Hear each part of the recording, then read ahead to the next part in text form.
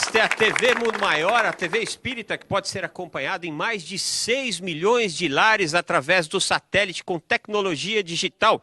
Você que tem aquela antena grande, né, a C2, apontada para o Star One C2, você pode assistir os principais canais de televisão, a Globo, o SBT, a Bandeirantes e o principal canal de televisão, que é a TV Mundo Maior. Tudo isso sem pagamento de assinatura. Também estamos presentes em várias cidades através de TV aberta e em algumas cidades também através de TV fechada. E este é o Mundo Maior em Debate, que no programa de hoje trata do tema loucura e obsessão. E esse programa só pode ser feito com a sua ajuda.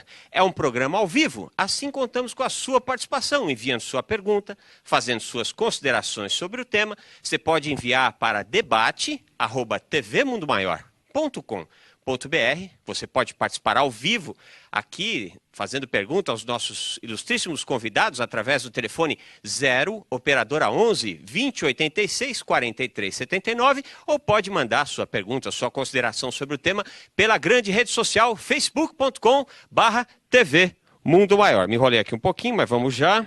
E este é o Mundo Maior em Debate, que no programa de hoje, acabei de falar isso, estou repetindo tudo de novo, vamos aqui. TV ao vivo é bom assim, que a gente erra e vai em frente.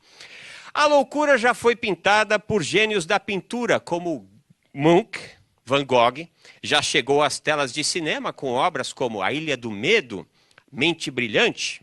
E sejamos sinceros, ultimamente a política brasileira está uma loucura, né? Quando pensamos em transtornos mentais, geralmente nos vem à mente aquela imagem de uma pessoa arrancando os cabelos, falando sozinha, rasgando uma nota de R$100, mas o assunto é para lá de sério. E a OMS nos diz que 1 em cada 4 pessoas sofre algum tipo de perturbação diagnosticável. E para analisarmos esse assunto, recebemos as presenças de João Lourenço, médico psiquiatra, diretor clínico das Casas André Luiz e comunicador da Rede Boa Nova de Rádio e da TV Mundo Maior. Boa noite, doutor. Boa noite, obrigado pelo convite. Nós é que agradecemos. Recebemos também ela, que é a nossa amiga, eu vou matar o Adriano, porque ele esqueceu de subir o TP, mas eu sei o nome dela de cor, é a Delmar Franco, psicóloga, comunicadora da Rede Boa Nova de Rádio. Alegria enorme recebê-la, Delmar. Alegria por estar aqui presente, alegria de estarmos juntos. Muito bem. E recebemos também nosso irmão César Perry, que é... Me perdi aqui um pouquinho, mas vamos lá. O César Perry é nosso amigo, já de longa data, ex-presidente da FEB, presidente da USE. E boa noite, César. Boa noite, André. É realmente motivo de alegria e de muita honra comparecermos aqui ao seu programa. Muito bem. E esse é um programa especial, né? Esse é o nosso último programa Mundo Maior em Debate do ano de 2015, né? Em um belo dia ensolarado, os diretores de um hospício decidiram liberar a piscina para que os internos nadassem. E ficaram do alto de um prédio, apenas observando o comportamento. Quando todos estavam se divertindo, um deles começou a se afogar, melhor dizendo. Do nada, surge outro paciente, que tira sua camisa, pula na piscina e salva seu amigo. No dia seguinte, os diretores do hospício vão falar com o herói. Viemos te parabenizar por você ter salvo a vida do seu colega. Mas, infelizmente, ele se matou enforcado no varal. E o atormentado herói respondeu, não, ele não se matou, não. É que ele estava todo molhado, então coloquei ele no varal para secar. Estamos brincando, mas o papo é bastante sério, né? Aliás, disse que olhando de perto, todo mundo é meio anormal, né? Meus irmãos, a gente sempre começa esse nosso papo conhecendo os nossos convidados, como é que eles chegaram na doutrina dos espíritos. Doutor, como é que você chegou na doutrina? Na realidade, a doutrina chegou até mim, vamos dizer assim, através de fenômenos não muito naturais, vamos dizer assim. Não que eu seja médium, vidente, ou coisa parecida. Mas sempre quando ocorre alguma dor na família da gente, e na época uma irmã minha que era mais velha de todas, a Fernanda, acabou desencarnando, e aquele tormento, a família sem crença nenhuma, meu pai andou em vários lugares, e ele ganhou um livro, e esse livro ficou rodando na minha mesa. Na minha época eu era um adolescente, estudante de edificações, então eu tinha uma prancheta, aquele livro ficava sempre me atrapalhando. Você estudava edificações? Na É um época. pouquinho diferente, né? De psiquiatria. Meu pai até né? fala hoje, porque ele também é engenheiro, você largou as pontes de concreto para fazer ponte de safena. Nem isso eu faço. E aí um dia, no auge da minha rebeldia juvenil, conheci um pouco do cristianismo através de um professor nosso de inglês, o Batatinha, e que ele sempre dava uma moral no final da aula de inglês. E eu fui perguntar para ele o que era aquilo, ele me falou que era o cristianismo, que ele já tinha sido seminarista, e me indicou para ler a Bíblia. Aí eu fui ler a Bíblia, que meu pai comprou para mim, achei aquilo horrível, porque eu era técnico, tinha muita figura de alegoria, o Velho Testamento, e passei a sistematicamente provar que Deus não existia. Virou uma missão. Uma antítese, né? Porque eu, conhecedor de alguns cálculos de integral, de matrizes determinantes, eu provava pela matemática que Deus não existia. Mas nesse auge da rebeldia, esse livro ficava aparecendo na minha mesa lá, coisas do além que eu falo, né? Sim. Até que um dia eu peguei o livro e falei, deixa eu ver o que esses macumbeiros faz da vida. Aí comecei a ler o livro, mas eu fiz o que eu aprendi na escola técnica, leia quem é o autor. Se o autor não tiver crédito, nem leia, nem folheia. E, por sorte, quer dizer, coisas do além, a primeira parte do livro era a biografia do Allan Kardec. Olha só. Técnico, racional, vendo a biografia do Kardec, falei, vale a pena ler esse livro. E comecei a ler. E aí, então, movido pela razão, consegui entender o que o Velho Testamento não conseguia dizer. Era exatamente o Evangelho segundo o Espiritismo. Aí eu descobri que tinha outros livros do Kardec, e aí começou alguns fenômenos. Uma vizinha minha, que era enfermeira do Hospital das Clínicas, pai de um grande colega meu de infância, que é o Zé Luiz, que hoje é aposentado, coronel da Polícia Militar, né? Ela apareceu no portão. Minha mãe, minha finada mãe, né? Ela falava assim, olha, a dona Cília está aí no portão falando de falar com você. Eu fui lá e ela diz assim, ó, agora que você terminou de ler esse livro, tem esse aqui para ler também. Até eu olhei para trás pensando que era minha mãe. Minha mãe não sabia que eu estava lendo o Evangelho. Então, aí chegou o Livro dos Espíritos para mim. E aí depois eu comecei a ler o Livro dos Médiuns. Confesso que eu não li o Livro dos Médiuns à noite, porque eu morria de medo que os espíritos aparecessem, né? Aí instalava um móvel, pescava uma lâmpada, apagava a luz, vou ler amanhã, né? E por um bom tempo eu fui autodidata. Só fui descobrir uma casa espírita quando eu, pelo próprio espiritismo, eu desisti da engenharia, fui fazer medicina, porque eu queria... O espiritismo chegou antes da medicina. Então. Chegou bem antes, foi por causa dele que eu decidi largar a engenharia e passar para a medicina. medicina. E foi só por alguns fatos na própria medicina que eu acabei chegando na Federação Espírita como assistido, que eu acho que hoje, se eu me visse falando o que eu falei quando entrei na Federação, eu falei, você está sofrendo por isso, meu, né? Mas era o meu tamanho na época. Estou lá até hoje, estou quase bom, né? Estou fazendo... E aí estou, então, vamos dizer assim, intrometido, né, no espiritismo até agora. Maravilha. E você, Delmar, como é que chegou no espiritismo? Nossa, coisa boa essa pergunta, né? Aliás, você vê, te Coisa conheço há tanto boa. tempo, nunca fiz essa pergunta para você. É verdade, André. Você sabe que me remeteu aos meus 18 anos, então são... Ontem? Que é 40 10 anos atrás? 40 anos atrás. O ano que vem, 40 anos. Maravilha. Então, com 18 anos, eu trabalhava na prefeitura de Guarulhos, estudava psicologia e uma amiga... Então a psicologia já existia. Foi praticamente por 6 meses, se Sim. tanto de diferença. Entendi. Primeiro ano de psicologia, lá pelo meio do ano, uma amiga minha, Silvia Helena, aqui de Guarulhos, ela me apresentou um senhor, era o Orlandinho. E ele me entregou um livro de Chico Xavier, e ele falou assim, você conhece uma casa, Discípulos do Evangelho, dentro do sanatório Padre Bento. Aqui em Guarulhos. Aqui em Guarulhos. Aí... sempre andei de ônibus a vida toda, sempre passei na Emílio Ribas, sempre me chamou a atenção, e eu estou falando isso, né, dos idos aí de 79. Aí, o que aconteceu? Ele me convidou para ir no final de semana, eu fui, que era um trabalho que o Dr. Rezende fazia uma vez por mês. Ali eu conheci o seu Amilcar, Delchiaro Filho.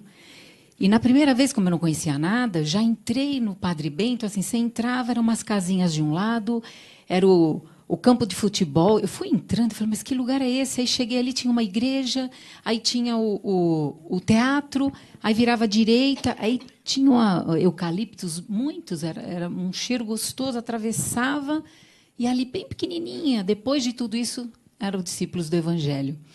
Ali eu conheci o meu primeiro professor, né, que é o seu Amilcar Delchiaro, com Olha ele. que bacana, hein? Que professor Meu zaço, primeiro. hein? Que Pois é. professorzaço. Ele era da parte teórica, ele gostava de estudar e de estudar. E aí eu ia 2 vezes por semana. Com ele eu ia estudar. E com o seu Hélio, que até hoje ele está ali à frente dos trabalhos, o seu Hélio e a dona Elisa, ele gostava da parte prática. Então eu ia um dia para a teoria e um dia para a prática. E o que eu costumo dizer, já que você falou em pontes, eu sempre disse isso, que é, quando eu chegava na faculdade de psicologia, o que eu não conseguia entender, eu levava lá para o seu Amilcar ou para o seu Hélio, e aí eu entendia. E também comecei a trazer, a fazer a ponte, trazer as novidades da psicologia para dentro do centro espírita. E aí vieram tantos outros professores, né? O próprio Dr. Rezende, o Dr. Reinaldo Leite. Doutor Reinaldo Leite. Aí veio a bênção da Rede Boa Nova, aí a TV Mundo Maior, que nós estamos desde o início. Então, é uma bênção. Eu estive agora, domingo passado, em Pirapitingui, que também é uma colônia de rancenianos, e aí me remeteu, porque lembrando a primeira...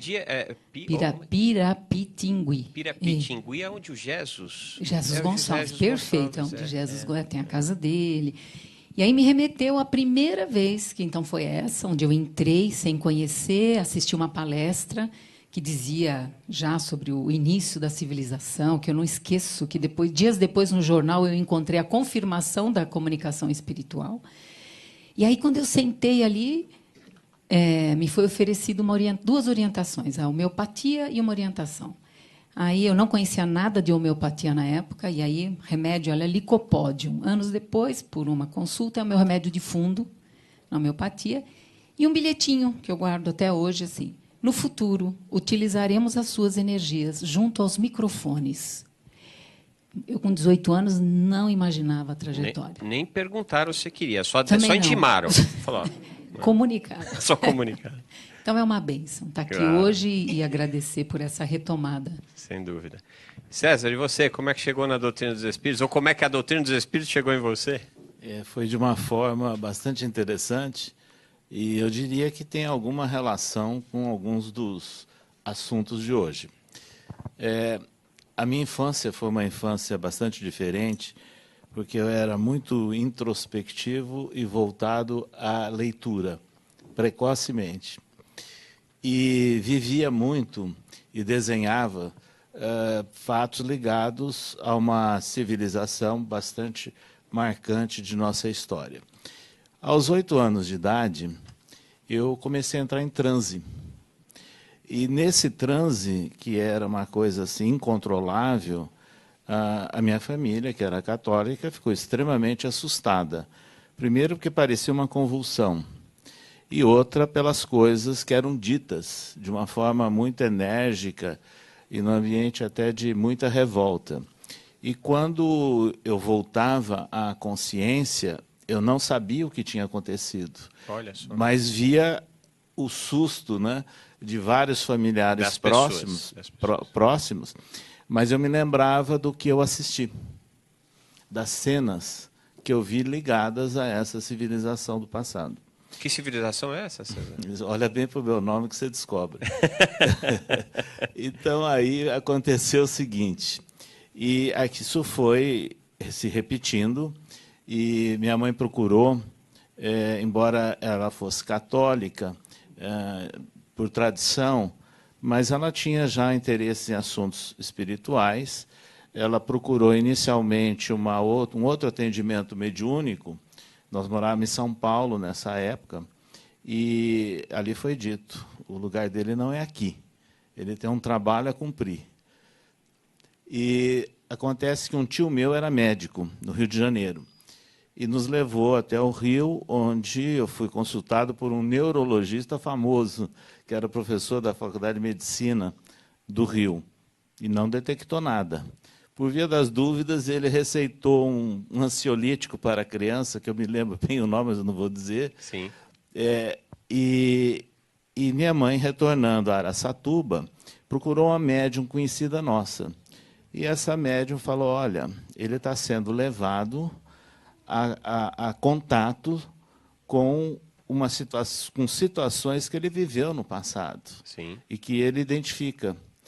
E o que ele precisa é de tratamento espiritual ou de passe. Não precisa é de ansiolítico. Não é disso, nenhum tratamento. Então, pararam, na época, os tratamentos médicos.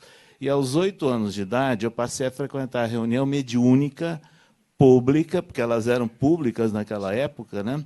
Acompanhando a minha mãe. E confesso que também não fiquei nem assustado e não me provocou nenhum trauma assistir às manifestações dos chamados, entre aspas, espíritos sofredores. Sim. E assim eu fui tratado, fui atendido, e em função das atividades da minha família, principalmente da minha genitora, que já era espírita a esse momento por minha causa, e fundaram uma entidade assistencial, me trouxe no trabalho de divulgação, e o problema desapareceu.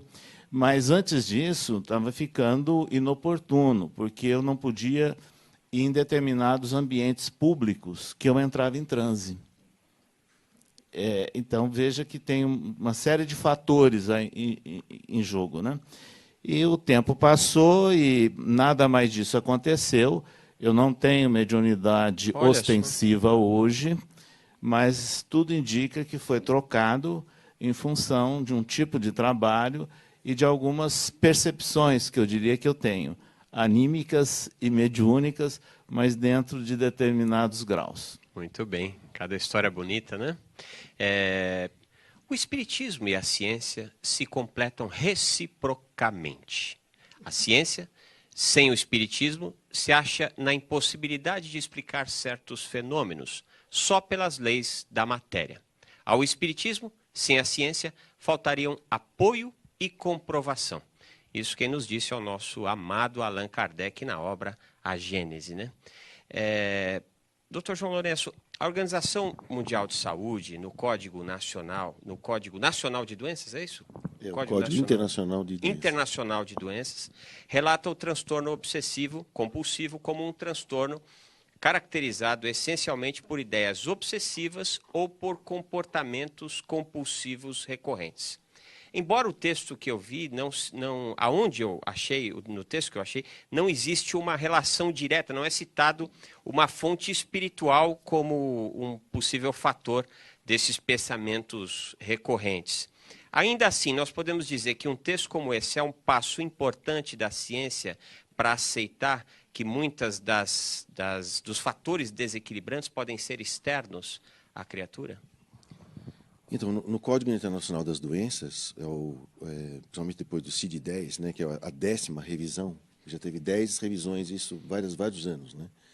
Várias vezes teve essa revisão, e dura alguns anos cada revisão. Quando a gente vai colocar lá esse nome obsessão ou obsessivo, ele vai nos remeter ao espectro das doenças do transtorno obsessivo compulsivo, que é o tal do TOC. Isso pode até ser uma maneira pela qual você vê a apresentação de um processo obsessivo, pode ser. Mas o que nos chama a atenção no CID-10 é um outro tipo de transtorno que aparece como transtorno dissociativo, né? É um outro número na categoria. No CID-10, tudo que é F é transtorno mental, G é neurológico, H é uma outra doença. Então, se você viu F, é porque é transtorno mental. E no F42 ponto alguma coisa, é os transtornos dissociativos. Nesse transtorno dissociativo, tem um chamado transtorno de transe e possessão. Está com esse nome lá. E aí ele descreve tudo o que acontece numa transe e possessão, que eu não vou repetir aqui, ou se alguém quiser, eu posso até demonstrar, né? Fingir uma transe e possessão, porque é um transtorno dissociativo. Né? Mas cita uma fonte espiritual? Não. Não Ele cita descreve, e lá no finzinho diz assim, se por acaso esse tipo de comportamento fizer parte da cultura ou de prática religiosa de quem está sendo avaliado, esse diagnóstico não deve ser dado. Entendi. Então, infere-se, né? Deduz-se que eles reconhecem que existe uma fenomenologia, não fala o que é, mas que não se encaixa no diagnóstico de transtorno dissociativo do tipo transe e possessão. Mas o que é mais recente, e eu fiquei sabendo pelo Dr. Frederico, que é o nosso diretor técnico lá das Casas André Luiz, que é ligado ao Procer, da USP, que este ano a Associação Mundial de Psiquiatrias lançou um documento oficial dizendo que é importante, sim, na gênese, no tratamento e na recuperação de doenças mentais, considerar os aspectos espirituais e religiosos. Isso não é um parecer de um membro convencido, é da organização. O setor de saúde mental da Organização Mundial de Saúde lançou como oficial Que bacana. que isso tem que ser levado em consideração no momento do diagnóstico, do tratamento e da recuperação de todos os transtornos mentais. Então, o CID-10 abriu um caminho. Hoje, já mundialmente, é reconhecida a importância das práticas religiosas e da espiritualidade na saúde mental. É um passo importante, né? Bom, nós vamos para um breve intervalo. Na volta, nós já temos uma ligação, e você, ou melhor, não temos ainda uma ligação, caiu a ligação. Então, você que está nos acompanhando, 0 operadora 11 20 86 43 79 ou debate@tvmundomaior.com.br, grande rede social, o facebook.com/TV Mundo Maior. Participa, um programa como esse fica mais gostoso com a sua participação. A gente já volta, até já. Este programa só foi possível graças às doações feitas ao Clube Amigos da Boa Nova.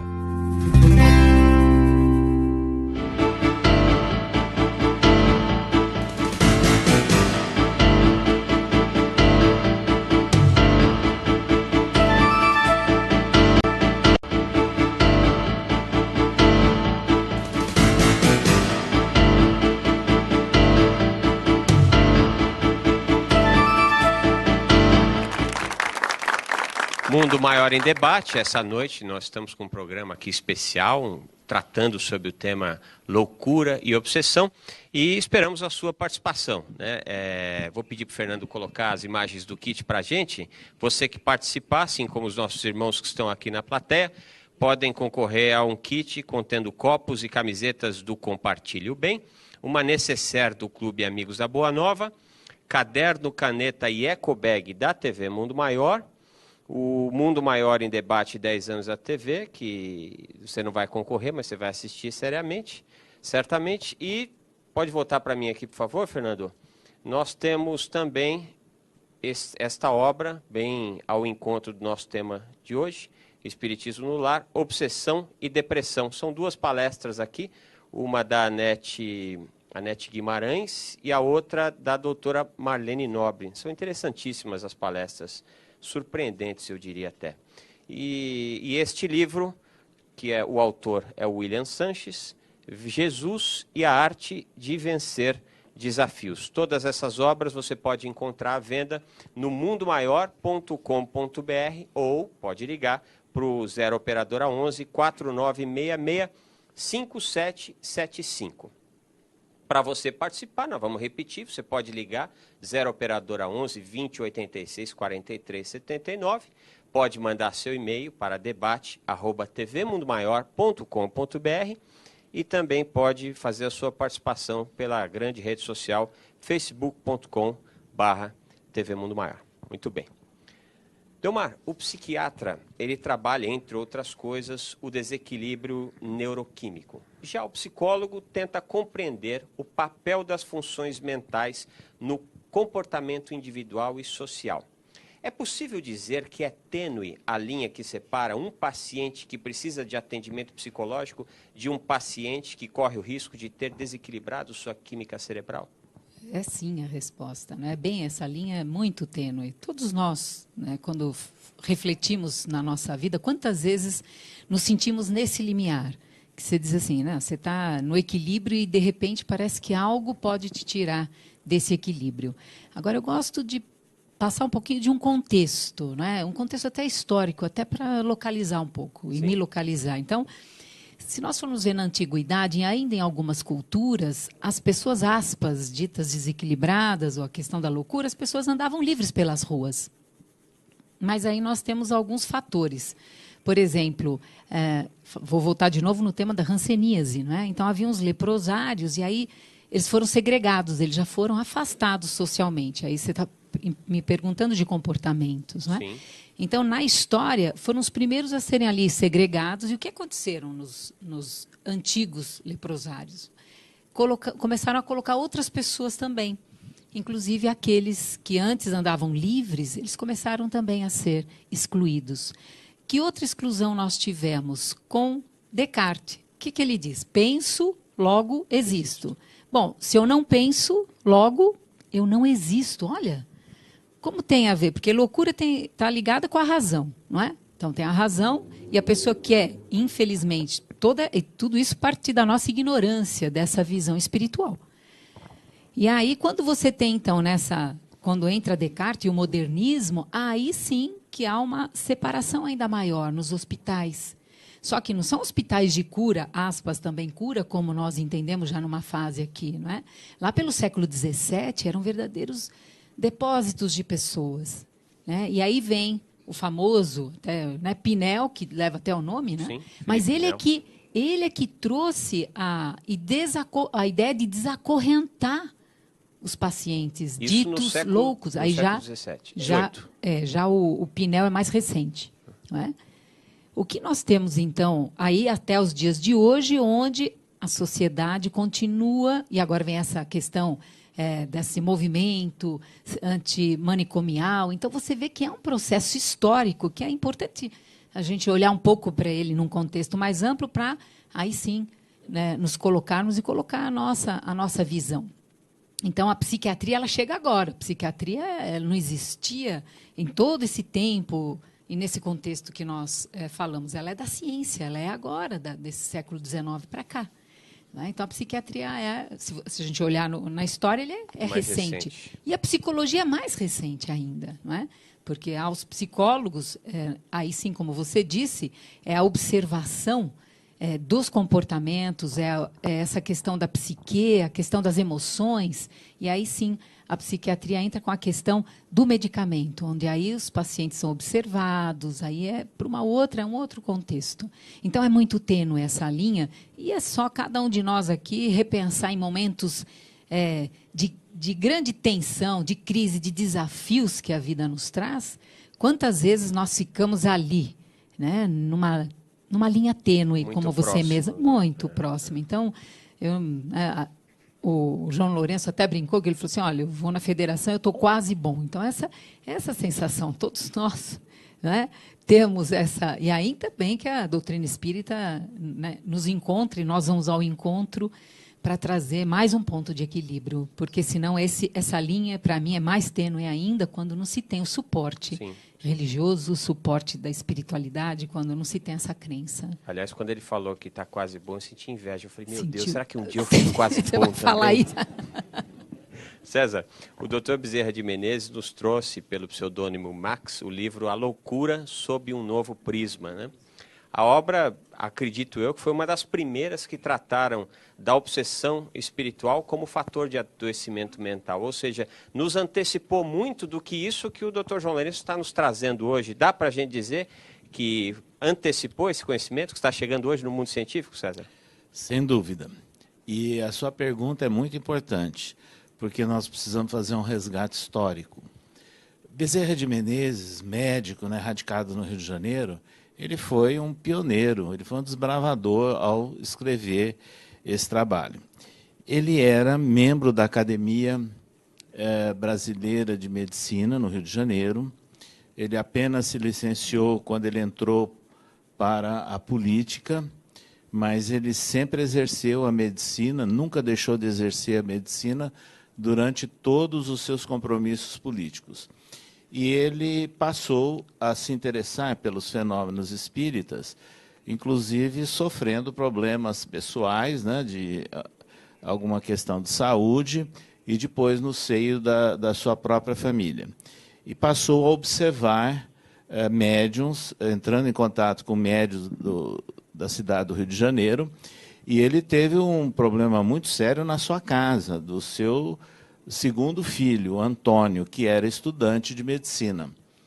E era um rapaz brilhante, voltado à literatura, interessado em assuntos científicos, e, de repente, ele começou a entrar em crise e foi considerado um alienado mental. E, naquelas condições, daquela época, né, em torno de 1882, 1883, que aconteceu isso. Por essa ocasião, o Bezerra já tinha tomado contato com a doutrina? Com fatos mediúnicos. Com fatos mediúnicos, não com a doutrina. E com a doutrina através da leitura do Livro dos Espíritos, que ele leu em 1875. Sim. Mas ele se declarou espírita um pouquinho mais para frente. Sim. E o filho, ele ia tratando com os médicos até que o caso começou a se agravar e um dos seus colegas disse, nessa situação, ele tem que ser internado no hospício do Rio de Janeiro, que era o nome, né, que usava naquela época, hospício. Isso foi um choque violento para Bezerra. E ele escreveu isso, um choque talvez maior do que a própria desencarnação. E aí ele cedeu aqueles que já estavam sugerindo que ele procurasse médiuns espíritas. E foi o que aconteceu.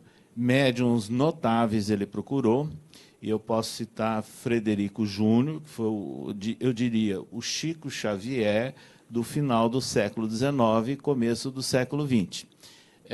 Um jurista e médium, Dr. Bittencourt Sampaio e muitos outros.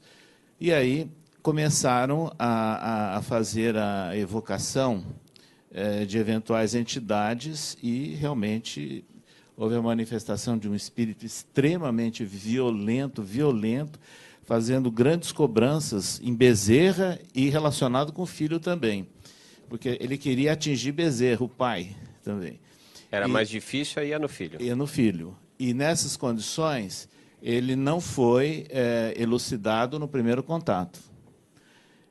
Foram várias sessões, e até que um médium sugeriu ao próprio Antônio e orientou ao jovem que ele se preparasse para dormir, que fizesse preces, que orasse por aquela entidade, a família inteira. Até que, num determinado dia, esse espírito cedeu. E, quando cedeu, o Antônio recobrou a consciência, mas, diz Bezerra, como o tempo foi um pouquinho prolongado, ficaram algumas sequelas neurológicas. Então, Bezerra de Menezes faz essa relação entre a questão obsessão prolongada e também sequelas que podem existir no nosso sistema nervoso.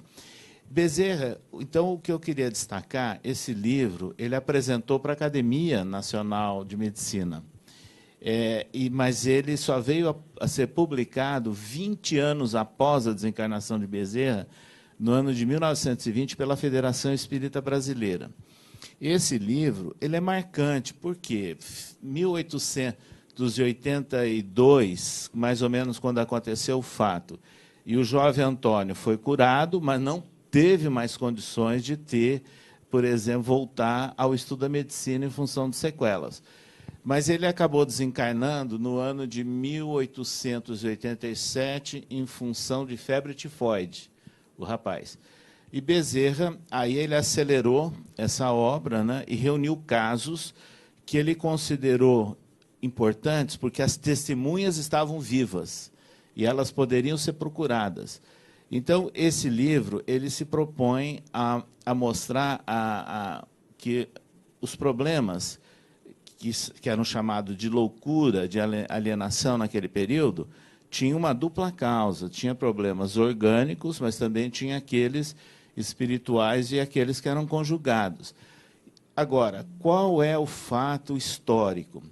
Esse livro foi escrito por Bezerra e ele teve a coragem de escrever isso como médico e apresentar à Academia de Medicina no Rio de Janeiro, porque na França, por exemplo, se notabilizava o trabalho de Charles Richer, que era fisiologista, mas entrando na área das chamadas ciências ou pesquisas psíquicas, e de Charcot, que era grande autoridade no assunto no ambiente francês. Então, foi contemporâneo a isso.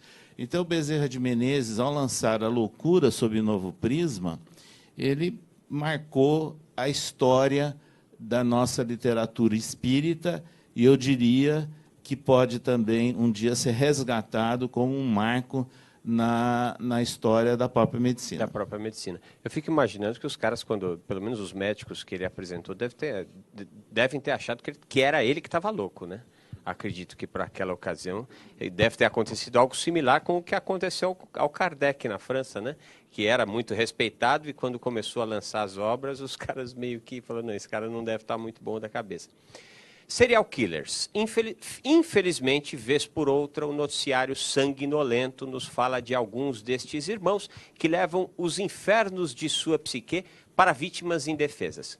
Doentes, obsediados ou as duas coisas? Acompanhe o VT.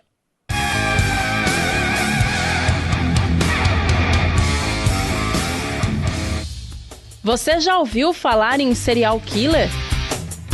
É uma pessoa que comete assassinatos em série. O criminoso estabelece uma espécie de roteiro que funciona como uma assinatura para caracterizar o seu crime. A criminóloga e escritora especialista nesse assunto, Ilana Casoy, explica sobre essa característica. Primeiro, a gente tem que diferenciar diagnóstico psiquiátrico de comportamento criminoso. Serial killer é uma classificação de comportamento criminoso, assim como é latrocida, estelionatário, furtador, não cabe na doença mental, né? Então a gente está falando de um tipo que só pode ser estabelecido após ele cometer certos crimes ou crimes de certo tipo. Aqui no Brasil, ao longo dos anos, alguns casos de serial killers ficaram famosos, como Chico Picadinho. Ele assassinou 2 mulheres, esquartejou ambas para tentar se livrar dos corpos. Já Pedrinho Matador arrancou o coração do pai, que foi uma das 71 vítimas do criminoso, entre outros casos de repercussão. Para a psicologia, estes criminosos são considerados sociopatas. Eles apresentam um comportamento normal, trabalham, desempenham rotinas na sociedade e convivem com outros grupos sociais. Um exame psiquiátrico, alguns sim acusam principalmente um transtorno antissocial de personalidade. Raramente a gente tem casos de insanidade mesmo, a loucura é um percentual muito pequeno desses casos. E muitos são simplesmente maus. Alguns criminosos são diagnosticados com doença mental e são encaminhados para manicômios judiciários. O indivíduo é encaminhado como interno ali se ele é louco, se ele comete um crime e é diagnosticado como doença mental.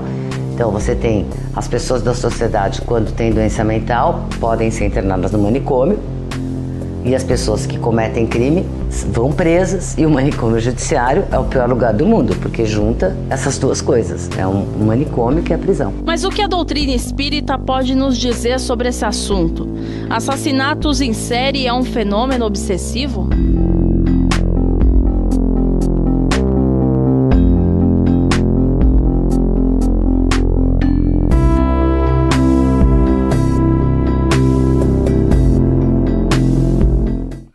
Assassinatos em série é um fenômeno obsessivo? Essa foi a pergunta do VT. Nós que estamos no campo da mediunidade, às vezes nós somos visitados por pensamentos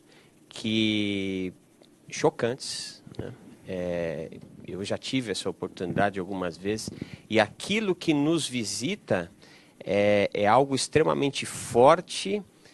E você precisa estar muito com os pés no chão para você não se intoxicar com isso. Eu fico imaginando a mente desses nossos irmãos, e muitos deles sem ter a mínima, acho que a maioria, ou pelo menos os seus familiares, né, também sem ter a mínima ideia de que por trás disso pode ter um fenômeno obsessivo. É isso, doutor? Então, é uma coisa interessante quando a gente vai observar o doente mental. Isso que a colega, não sei se ela é uma colega, mas ela comentou muito bem.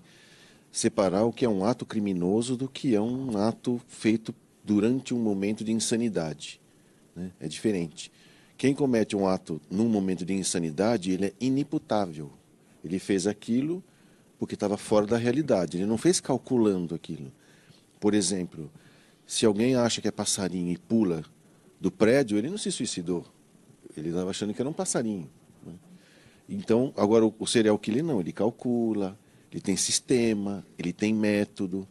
O que a gente pode dizer, o que é que tem dentro do cérebro desse nosso irmão que dificulta o acesso às emoções, né? Porque para você não ter empatia com as pessoas, você tem que ter alguma lesão, alguma falta de estrutura ou acesso a essa estrutura cerebral. O que ocorre é uma coisa interessante, que a gente tem que olhar sempre o fato e quando isso tem a ver com comportamento, os 4 coisas que podem alterar o comportamento de alguém: o biológico, o psicológico, o social e o espiritual. Então, às vezes, a pessoa, por ser médium e ela ser perturbada, ela passa a ter comportamentos que lembram psicopatas, como esse do que a gente viu falar aí, o Zé Picadinho, lembram. Porém, qual é a diferença? Tanto que a gente observa que tem momentos em que ele tem sanidade, tem momentos que ele não tem. Então, isso significa que ele está sob influência em alguns momentos, em alguns momentos ele não está sob influência. De maneira que criou-se um nome no CID-10 para esse tipo de comportamento, que é o chamado borderline. É uma pessoa que não é psicopata, mas tem um pezinho lá. Eu costumo chamar, que a gente fala que tem traços anormais de caráter. Então, é claro que, por exemplo, você pega uma pessoa que é um santinho, assim que nem eu, né? Um santo... Um anjinho, né? de candura. Ou como a doutora Maria Júlia falava, um anjo de ternura amarrado pela cintura. E de vez em quando eu posso começar, de repente, a mudar meu comportamento e fazer coisas de um psicopata. Aí eu vou examinar o biológico, porque eu sempre uso o método de Kardec aplicado na medicina, do conhecido para o desconhecido, do palpável para o pouco palpável, do concreto para o abstrato. Vou lá e eu pedi exame. De repente eu tive um derrame, ou eu tenho um tumor no meu lobo frontal, e ele tirou de mim a crítica de toda a minha santidade. De repente eu comecei a atuar em função de uma lesão cerebral. Isso pode acontecer. Ou então eu posso ter, por exemplo, ter sido entre aspas, um psicopata fabricado, que eu falo, né? Crianças que sofrem abuso físicos, sexuais, repetidamente, de pessoas importantes na vida dela, crescem com traços anormais de caráter. Depois também o aspecto social, né? A questão de conviver com situações ruins o tempo todo, eu incorporo valores sociais que me lembram um psicopata. E, por fim, existe a influência espiritual, que tem a minha influência, que são os meus valores éticos e morais, mais a influência externa, que seriam os processos obsessivos. Deste conjunto, vai sair um comportamento que alguém vai olhar e falar, ou é louco ou é criminoso. E o médium, normalmente, é aquele que eu falo brincando, que é o que paga o mico, certo? Por isso que eu falo para os médios, na dúvida, não diga nada e não faça nada, espera. Porque se era para ter dito, era para ser feito, você pede desculpa pelo atraso, vai lá, fala, vai lá e faz. Mas se não era para ter dito? E se não era para ter feito? Como é que você retira uma palavra? Como é que você remove um ato cometido? Aí você já pagou o papel de louco, de deslocado. Você sabe que uma vez, alguns anos atrás, eu estava assistindo um espetáculo teatral e me deu vontade de gritar na plateia. E eu saí do teatro porque eu falei, eu vou gritar aqui. Né? Provavelmente entrei ali em sintonia com alguém que estava com aquela vontade. Então imagina a criatura que está com esse pensamento repetitivo o tempo inteiro. Uma criatura como essa, os nossos irmãos aí que foram citados, né? Tem como alcançar a cura nesta encarnação? Uma criatura como essa? Então, alguma das coisas que eu andei pesquisando, eu estudei em Franco da Rocha, a minha especialização foi em Franco da Rocha, então a gente frequentava também o manicômio judiciário, e quando a gente ia lá, realmente, a descrição que eu dou de um psicopata, principalmente os psicopatas que são perversos, e esse nome chamado perversão, vem do quê? Vem de uma versão além do instinto. Então ele pode ter perversão do apetite, né? Pode ter perversão do sexo, perversão, uma série de coisas. Qualquer coisa que você tiver pode ser pervertida, uma versão além da conta, né? E às vezes você conversando com eles, você começa a sentir, o nosso professor falava isso. Perceba o que você sente quando você está conversando com ele, mas dá raiva. Por quê? Porque parece que não tem ninguém ali dentro. Né? Parece uma pessoa totalmente desprovida de capacidade de empatia. Ele não, me parece que ele é um daltônico de ser humano. Ele não consegue ser humano. Então ele vai contando e aí ele fica olhando para você, para ver se você... Qual é a tua reação? Ele conta o que fez, que arranquei os olhos, matei minha mãe, moí a carne, fiz coxinha, vendi na feira. Ele fala assim. E ele conta para você como um troféu. Não tem nenhuma nesga de arrependimento, de sofrimento. De culpa. Não existe a culpa. Não tem. Não existe. E aí a gente percebe, a gente vai fazer os exames, eles têm lesões cerebrais, tem coisas que dificultam o acesso à empatia. Aí na época eu ficava perguntando, para que essas pessoas existem? Como se eu pudesse pedir satisfações para Deus, né? Mas eu pedia, né? E vinha, não vinha uma satisfação, mas vinha uma informação do tipo assim, olha, no mundo de Deus não existe nada de certo e errado, só existe o que é possível. Para essas pessoas, eles já estão em treinamento. E aí vem uma explicação que hoje eu uso sempre, falo para as pessoas assim, muitos psicopatas são seres espirituais recém-saídos da animalidade. Quando encontram a consciência e o pensamento, o que um animal vai fazer? Oba! Para que eu vou ficar esperando o instinto para fazer as coisas? Eu vou lá e vou fazer. Sim. Então ele falseia toda a sua inteligência para satisfazer os instintos. É a tal da perversão dos instintos. E aí é claro que para mim ficou muito claro, então eles estão num ensaio. Estão num ensaio para entrar na raça humana. Eu falei, justo aqui? Justo aqui? Eu falei, mas aí você quer ir aonde? Você quer ser humano aonde? Onde tem humanos. Agora, o que é que vocês vão fazer com eles? É aí que está a diferença, vocês vão, como que vocês vão fazer? O fator educacional disso. Aí, quando eu comentei isso, alguns colegas falaram assim, então quer dizer que o espiritismo justifica o que os psicopatas fazem? Se um psicopata matar seu filho, está justificado porque ele é a encarnação de um animalzinho de estimação? Eu falei, não, o espiritismo explica, mas não justifica esse comportamento. Eles estão aqui para nós ajudarmos a ele deixar esse comportamento. Seja pela nossa convivência, seja por fatos que ocorreram e agora nós temos que cercear a sua liberdade e tentar, aos poucos, doutriná-lo a deixar de ser animal para ser humano. Né? Sim. E isso, às vezes, ao longo daquela vida inteirinha, né? Eu costumo dizer assim, que a vida é uma dose homeopática de espiritualidade, né? Precisa de várias doses. Sim, né? devagarzinho.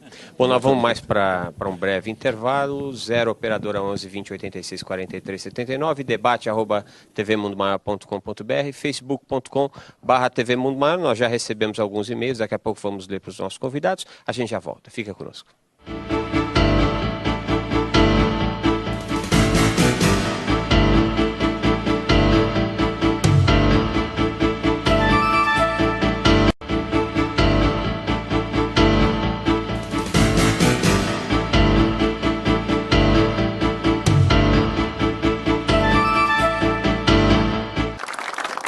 Mundo Maior em Debate, estamos conversando sobre loucura e obsessão e nós pedimos a você que seja o nosso ansiolítico, que seja o nosso antidepressivo, que você não nos deixe loucos com a crise que estamos passando. Como é que você faz isso? Associando-se ao clube amigosdaboanova.com.br ou através do 0800 12 18 38. Agora falando sério, nós sabemos que essa mensagem precisa tocar cada vez mais as mentes e os corações desse mundo, justamente para que nós possamos conviver no tão sonhado mundo de paz. A Fundação Espírita André Luiz está nesse trabalho e convida você a ser também esse divulgador desta obra de amor e de paz. Estamos, no ano que vem, ganhamos mais 3 cidades onde estaremos com TV aberta. Em breve a gente traz para vocês. Eu ia trazer, inclusive, hoje, um dos nossos irmãos está presente, é que ele não deixou, falou, não fala, coisa e tal, mas eu estou pensando se eu não vou falar, viu?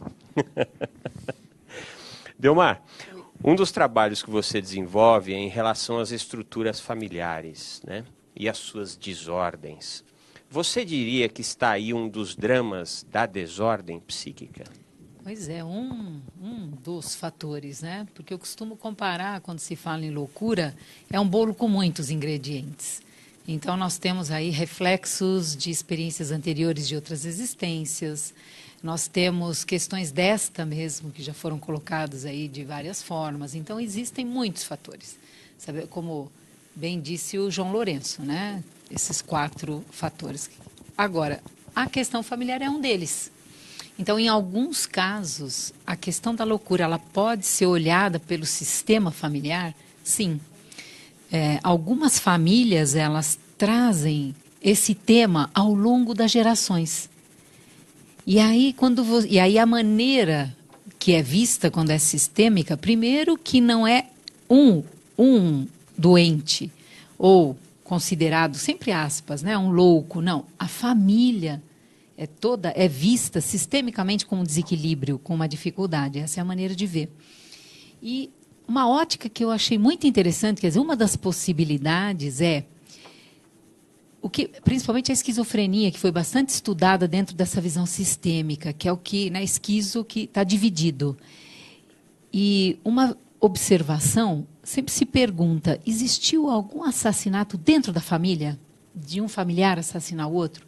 E aí eu perguntei, mas por que tem essa possibilidade? Ele falou, porque se nutre, a família nutre por aquele que tem o diagnóstico de uma alienação, uma demência, uma esquizofrenia, a mesma coisa que se tem por um agressor e uma vítima.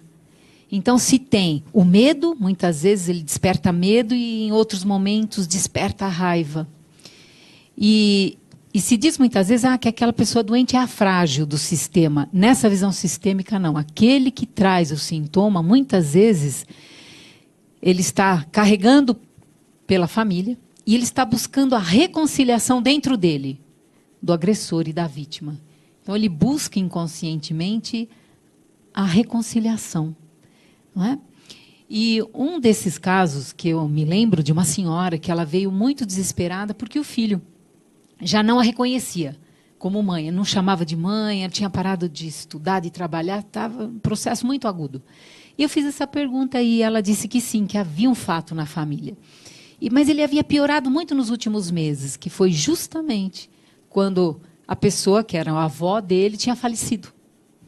E é como se a alma dele soubesse que, puxa vida, olha, né, essa reconciliação ficou mais difícil agora de se concretizar no plano aqui dos encarnados. Então, eu tenho observado, tem me chamado muita atenção essa questão, sim. Então, a resposta é sim. E a gente pode dizer que quando a gente trata um membro dessa família, a gente começa a tratar todo o membro que está com essa problemática? Se quem é o facilitador, seja o médico, seja o psicólogo, seja o médium, seja na casa espírita, se nós temos essa visão mais ampla, que não é aquela pessoa, mas ele tem a questão genética, a questão hereditária, a questão do ambiente familiar. Ele é o representante desse todo. Então, se eu consigo, no meu coração, seja, de novo eu repito, seja o médico, a psicóloga ou no centro espírita, se eu consigo acolher a todos que participam dessa família com amor no coração, é meio caminho andado. Mas se eu também julgo, esse aqui é um doente, e o que será que ele tem? Porque às vezes a família é tão difícil para a família olhar que ela traz, meu filho tem problema, minha mãe tem. Mas quando a família traz, não, nós, enquanto família, temos essa questão para ser olhada. Sim, sim. Né? Muito bom. Nós temos uma ligação de Limeira, estado de São Paulo, Rafael Almeida. Boa noite, Rafael. Boa noite. Tudo bem? Tudo jóia, querido. E você? Tudo bem, graças a Deus. Você está nos acompanhando através de que forma? Da Parabólica Digital. Da Parabólica. Pois não, querido. Pode fazer a sua colocação. A minha pergunta, na verdade, é se a gente, mesmo tendo anjos da guarda e mentores que nos protegem, por que mesmo assim nós somos obsediados? Muito bem, muito bem. Mesmo tendo anjo da guarda, por que somos obsediados? Eu vou estender essa pergunta para o César e eu vou fazer um complemento aí à pergunta do nosso irmão Rafael. César, alguns anos atrás eu recebi a visita na TV Mundo Maior de um irmão nosso. Estava muito desorganizado, era visível que ele estava bem desorientado e ele trazia para mim uma grande obra literária que ele queria editar, né? Cujo o espírito que trazia essa obra era Deus, né? E aí eu tentei ali, devagarzinho, com palavras de carinho, dizer, olha, por que você não procura uma casa espírita, vai tomar um passe, né? Até para facilitar, para que Deus converse melhor com você, enfim. Mas ele, não, eu não vou perder meu tempo, eu quero logo editar, enfim. Como é que a gente orienta uma criatura que chega nesse nível de desorganização psíquica? Olha, é difícil. E mesmo porque nas instituições espíritas, em geral, onde nós atuamos, não tem essas condições específicas para o atendimento de pessoas com essas características. Numa grande instituição que nós presidimos, nós vivemos duas situações semelhantes. De pessoas de viajarem perto de 2.500 quilômetros aqui no Brasil para entregar um livro e querer forçar uma entrevista e com agressividade, entendeu? A ponto de a gente ter que acessar até um sistema de segurança, de precaução, porque nós não sabíamos o que ia acontecer. Sim. Entendeu? Então, esses fatos existem. E aí houve uma conversa, na medida do possível, né? E orientando que essa pessoa buscasse profissional, buscasse uma instituição espírita, até, porque ele estava deslocado, ele estava em outra cidade, mas que até na sua cidade de origem. Então, não é fácil, e nós sabemos que, em alguns casos desses, as pessoas não se dispõem não facilitam a possibilidade de um apoio, de uma ajuda. Sim. É muito complicado. E a questão que foi formulada... Dos anjos e obsessores. Tudo tem um certo limite. No livro No Mundo Maior, uma monumental obra psicográfica de Chico Xavier, pelo espírito André Luiz, então ali são citados alguns casos desse tipo, de pessoas, crianças, jovens e adultos, que sofrem determinadas pressões ou até perseguições de ordem espiritual, na medida em que o desafeto o reconhece aqui, né? Porque nós passamos um determinado período, vamos assim dizer, com uma proteção especial, né, entre aspas, do nosso anjo de guarda ou espírito protetor. Mas, por alguma razão, por questão vibratória da família, ou de alguma cena, algum fato que aconteceu, se estabelece aquela ligação mental. E aí, essas entidades cobradoras, elas vêm com tudo. E no livro No Mundo Maior, há várias descrições desse tipo. Então, em função do mérito da família e da criança, às vezes, ou do jovem, então, ali há descrições de André Luiz no atendimento que é feito, até procurando atender aquelas entidades e afastá-las, e junto com o espírito que tem a tarefa de proteger. Então, os espíritos nossos protetores, ou espíritos guardiões, e nós temos, e particularmente eu tenho certeza disso, né? Analisando a minha trajetória de vida, mas tudo sob determinado limite. E é uma brincadeira que é muito fácil da gente entender. Se você é motorista, está dirigindo um carro e está andando a 80 km por hora numa rodovia, você está numa marcha considerada razoável. Agora, se você passar 120, 140, até brincam assim, até seu espírito guardião cai fora. Não é entendeu? besta, é uma né? opção da pessoa. Então, é isso que a gente tem que lembrar, que tudo tem um limite, de acordo com as nossas opções, o nosso livre-arbítrio. E como diz Paulo de Tarso, de tudo dai graças, tudo concorre para o bem dos que amam o Senhor. Você ia falar alguma coisa, Delmar? É a questão da sintonia e da afinidade. Então, esse é o grande livre-arbítrio, né? Nós temos uma sintonia, então, assim, o anjo da guarda, ele está, às vezes, até ali do lado. Mas se você está em sintonia e com afinidade com a outra área espiritual, e aí você vai colocar, você quer que, né, o guardião faça... Aliás, é brilhante o trabalho que Kardec fez quando ele fala e os espíritos respondem a respeito dos anjos guardiães. E eu lembrei do livro Libertação também. O livro Libertação, para entender essa questão da obsessão, também de Chico Xavier, também de André Luiz, é maravilhoso para trazer essas elucidações. Né? Sabe que uma ocasião nós passamos por alguns problemas aí, enfim, a equipe ficou meio desarmonizada um tempo, tá? E a gente sempre faz o evangelho no lar, o evangelho na empresa, a gente faz a leitura. E depois de um tempo, assim, nós fizemos a leitura, o estudo do evangelho, e aí eu senti uma vibração extraordinária, né? E disse para o pessoal, falei, gente, tinha gente maravilhosa aqui com a gente. Aí o camarada do lado de lá respondeu, bobão, a gente está sempre aqui, vocês aqui não percebem, agora vocês perceberam.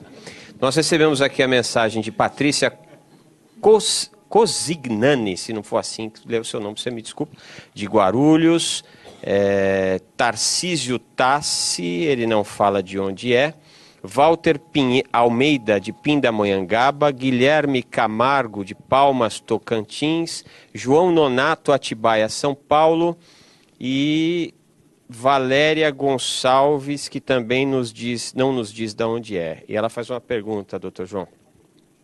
O transtorno bipolar é considerado expiação ou obsessão? Se for obsessão, o que fazer para tratar? pode também ser considerado prova para quem convive com a pessoa que tem esse transtorno? Valéria Gonçalves. Esse jargão bipolaridade, né, virou comédia, né? Porque todo mundo tem bipolaridade. Acho que até se Jesus voltasse, com certeza ele não ia ser crucificado. Ele ia receber o diagnóstico de bipolar, né? Porque ele também tinha alterações do humor. Agora, o que eu acredito é que, vamos dizer assim... que raça de incrédulos, até onde ficarei convosco, né? E depois ia chorar no canto. Né? Saiu da mania e foi para a depressão em um tempo divino, né? Sei lá, daquele é Cristo. Né? Então, isso é realmente uma coisa interessante. Primeiro que ela está perguntando se é uma expiação ou se é uma obsessão. Uma obsessão pode ser uma expiação. Eu costumo dizer assim, que a gente eu só considero expiação e prova quando a pessoa não tem consciência do que é que ela está passando, e principalmente para que ela está passando. Então é compulsório. E por ser compulsório, é claro que a gente se revolta. Não é? É só ver o voto do empréstimo aí que querem fazer nas contas bancárias, a gente não quer, né? Sim. A gente se revolta. Então é expiação e prova, tem que pagar imposto para pagar a conta dos outros. Né? Agora, regeneração não. Regeneração, a pessoa ela tem consciência do que ela precisa passar, ela pede para passar, passa pela dificuldade, mas sem revolta, porque ela está compreendendo, ela tem aceitação, ela sabe o que ela está desenvolvendo. A doença mental é uma das maneiras pelas quais eu posso estar me preparando para uma evolução. Pode ser um resgate de algumas dificuldades do passado, mas sempre é uma preparação para o futuro. A bipolaridade é uma delas, que é uma oscilação do humor por uma lesão herdada geneticamente no sistema límbico do cérebro. Isso existe. Porém, me levanta a mão quem é médium que não oscila o humor. Né? E aí, como o pessoal começou a ver que existia muitos tipos de oscilação do humor, e não só a famosa psicose maníaco-depressiva, né? Que eu costumo dizer que sou psiquiatra, eu só vi 3 na minha vida. E o que significa isso? Que não é tão comum assim como o pessoal está falando. E só para vocês ficarem mais boca aberta, o pessoal abrir o olho assim, agora eu vou abrir a boca de vocês. Os 3 morreram. É muito grave psicose maníaco-depressiva. Então, falar que você é bipolar, vírgula, não. Você pode falar assim, olha, eu tenho alterações do humor. Se é bipolar, não faça isso. É muito grave essa doença. Não é para quem quer essa doença, só para quem pode. Espiritualmente falando, sim, não é qualquer um que pode. Vai, eu quero nascer bipolar. Olha, vai com frieira, que é melhor, né? É mais fácil, né? É só uma coceira que você passa a noite lá, é uma provação diferente, né? Então, o que eu quero dizer com isso?